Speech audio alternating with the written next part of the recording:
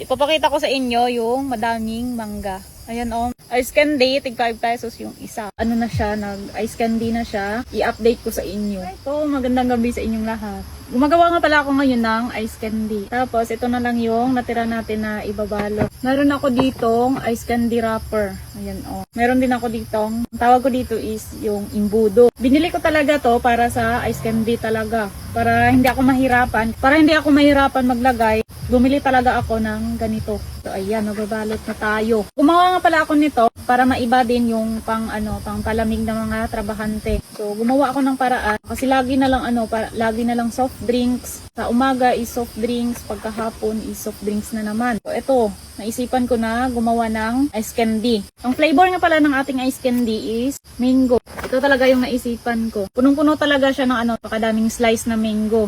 Nag-slice ako ng mangga para ilagay dito, para ihalo sa ating gagawin na ice candy. Tingnan nyo, napakadaming laman. Ayan o. O, diba? Ang isang peraso nga pala nito is 5 pesos yung benta natin.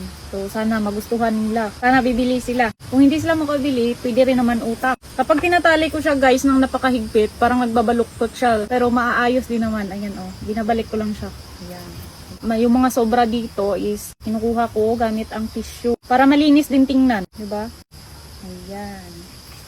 Tapos itali.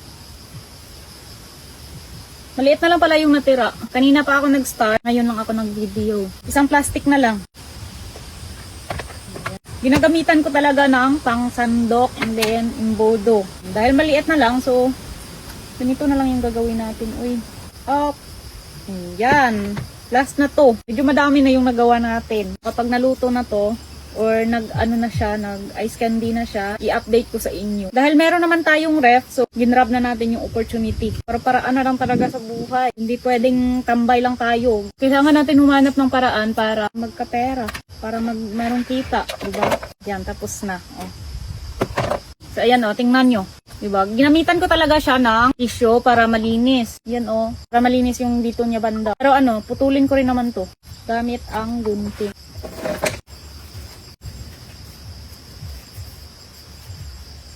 Yan, namatay ang ilaw natin. Pinakadulo, putulin na lang natin gamit yung gunting. Kunin natin yung pinakadulo niya para hindi sagabal. Madami lang yung nagawa ko. Ayan, di ba? Ang ganda na tingnan. Sana masarap to. Masarap talaga. Tinimpla ko to. Mango flavor. Ito na, patapos na. Tapos na lahat. Ayan, magliligpit na tayo. Ayusin lang natin at ilagay sa ref. Oh. Sasara ko muna tong tindahan. Sa bangko para maabot natin. Close na natin ang tindahan. O, diba? Tapos na ang ating ice candy. Ayan o, tingnan nyo. Ipapakita ko sa inyo yung madaming mangga. Ayan o, madaming slice na mangga na nilagay ko. Ayan. Ilagay na natin to sa ref. Ice candy, tig 5 pesos yung isa. So, yun lang.